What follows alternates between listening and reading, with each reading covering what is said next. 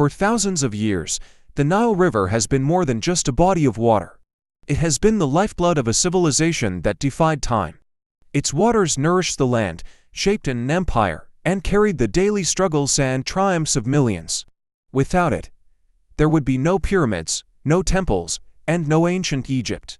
But what was life really like for the people who lived along its shores? Beyond the grand tombs of the pharaohs and the sacred halls of the gods, everyday men, women, and children built their lives in the shadow of history. They farmed the land, raised families, crafted tools, traded in bustling markets, and worshipped forces far greater than themselves. From the humble farmer who depended on the Nile's floods to the skilled artisan carving statues for eternity. From the scribe meticulously recording the kingdom's affairs to the priests performing sacred rituals, each played a role in a society more complex than we often imagine. This is the story of ancient Egypt, not through the lens of its rulers, but through the lives of the people who walked its streets, worked its fields, and built its monuments. Step back in time as we uncover what it truly meant to live along the Nile. To understand ancient Egypt, we must first understand the Nile. More than just a river, it was the very foundation upon which an entire civilization was built. The Egyptians called it Itaru, the Great River, because, without it, the land would be nothing more than a barren desert. Every year, like clockwork, the Nile would flood, swelling its banks and covering the fields in a rich, black silt. The Egyptians called this season Akhet, the inundation, a time when the gods themselves seemed to breathe life into the land. When the waters receded, they left behind fertile soil, perfect for growing wheat, barley, flax, and papyrus. This cycle was not just predictable, it was divine. It was the heartbeat of Egypt. For the farmers, the river meant survival. They studied its patterns, built canals to control its flow, and worked the land with tools passed down through generations. With each harvest, they offered thanks to Hapi, the god of the Nile, whose blessings ensured prosperity. But the Nile was more than just an agricultural lifeline. It was Egypt's great highway, connecting distant cities, carrying boats laden with grain, pottery, gold, and exotic goods from lands beyond the desert. Trade and communication flourished along its waters. Fishermen cast their nets at dawn, merchants sailed between bustling markets, and stone-laden boats drifted toward the great construction sites of temples and tombs. The Nile was not merely a river, it was the thread that wove together every aspect of daily life, from food to faith, from work to worship. For the people of ancient Egypt, the Nile was more than a body of water. It was a gift from the gods, a force of nature both fear and revere. It gave life, but when its waters ran too high or too low, it could bring famine and hardship. And so, the Egyptians watched it closely, measured its rise and fall, and built their lives in harmony with its rhythms. The Nile was, and remains, the reason Egypt flourished for thousands of years. Without it, there would have been no pyramids, no temples, no civilization, only sand and silence. At the heart of ancient Egyptian society was the family. Home was more than just a place of shelter, it was the center of daily life, a space where meals were shared, children were raised, and traditions were passed down through generations. Whether rich or poor, Egyptian families valued stability, unity, and the roles each member played. For most, home was a simple mud brick house, built to keep out the scorching heat of the desert sun. These homes were modest but practical, with flat roofs that doubled as sleeping areas on hot nights and courtyards where families cooked and gathered. Inside, walls were often whitewashed to reflect heat, and furniture was minimal. Low stools, woven mats, and storage chests for everyday goods. The wealthier, however, lived in grander residences, complete with painted walls, lush gardens, and pools filled with lotus flowers. Family life was structured yet affectionate. Marriages were typically arranged, but love and companionship were valued. Husbands and wives worked together to maintain the household, and women, though expected to manage domestic affairs, also had legal rights that were rare in the ancient world. They could own land, run businesses, and even divorce if necessary. Children were cherished and seen as a blessing from the gods. From an early age, they were taught skills that would prepare them for adulthood. Boys often learned their father's trade, while girls were taught household duties.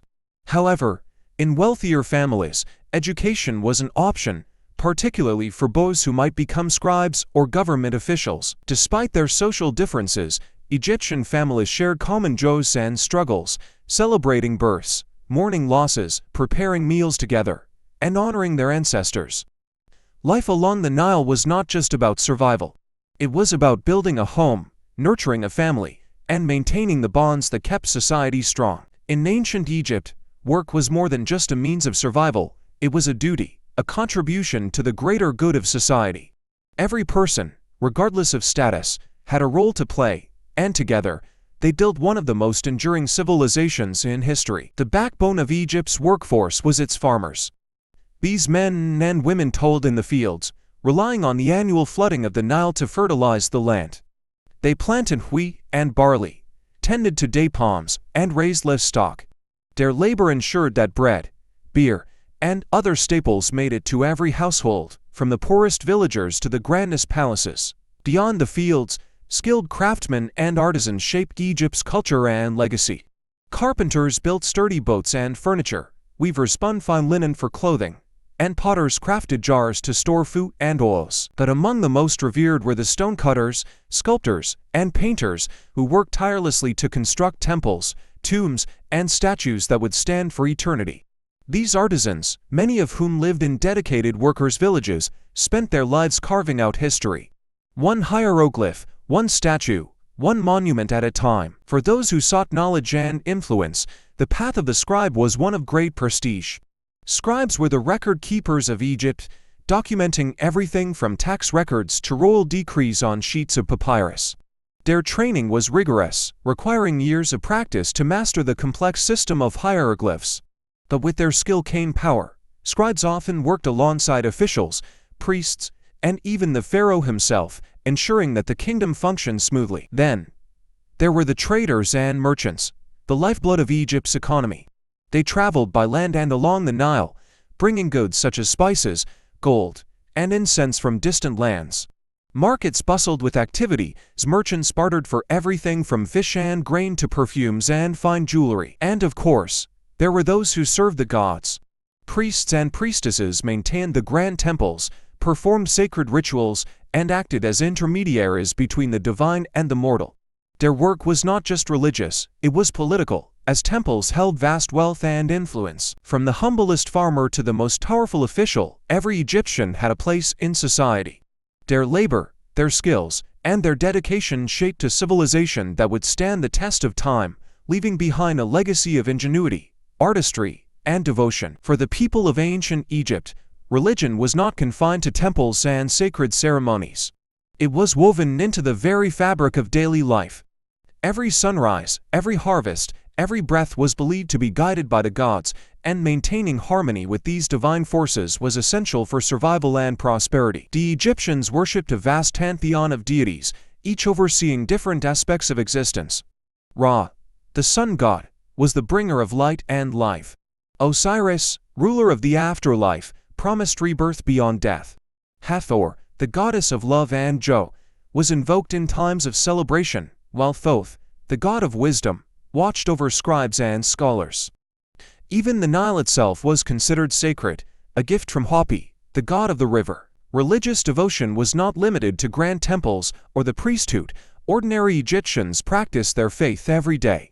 Small shrines stood in homes where families left offerings of bread, beer, and incense for their household gods.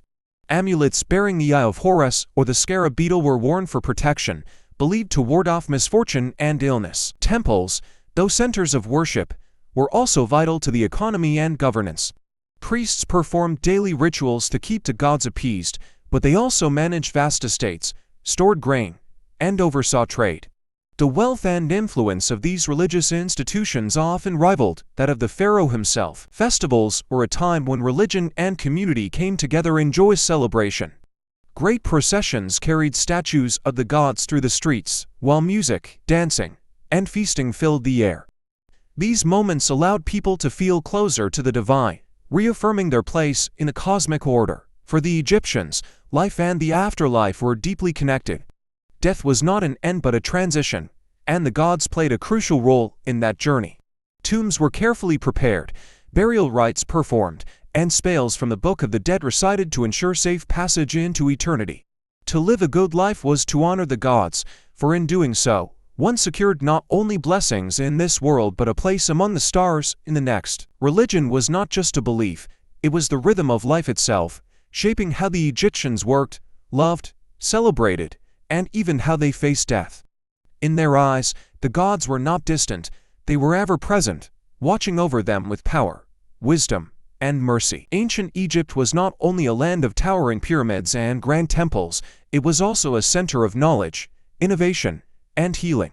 From the scribal schools to the healing halls of the temples, the pursuit of wisdom shaped daily life in ways both practical and profound. Education was also a huge part of ancient Egypt, however, it was a privilege, not a right. While most children learned their parents' trade, be it farming, pottery, or weaving, only a select few had the opportunity to study formally. These were the future scribes, priests, and officials, trained in the sacred art of writing and record-keeping. From an early age, young boys, sometimes girls, but rarely, entered the House of Life, a school where they spent years mastering hieroglyphics and hieratic script. Their days were long and strict, filled with endless practice on clay tablets and papyrus scrolls. To work was tedious, but the rewards were immense. Scribes held great status, working in temples, royal courts, and administrative offices. They were the keepers of history, the architects of law, and the guardians of knowledge. Beyond scribal training, education in Egypt extended to specialized fields. Architects and engineers studied mathematics to construct massive monuments with remarkable precision. Astronomers observed the stars, creating calendars that guided farmers and priests alike. Knowledge, in all its forms, was a gift from the gods and a tool for maintaining order in society. Let's stop here for today and keep it up next time. Thanks for tuning into the past. Don't forget to subscribe and join us next time for more stories that shaped our world. Until then, watch out for part 2.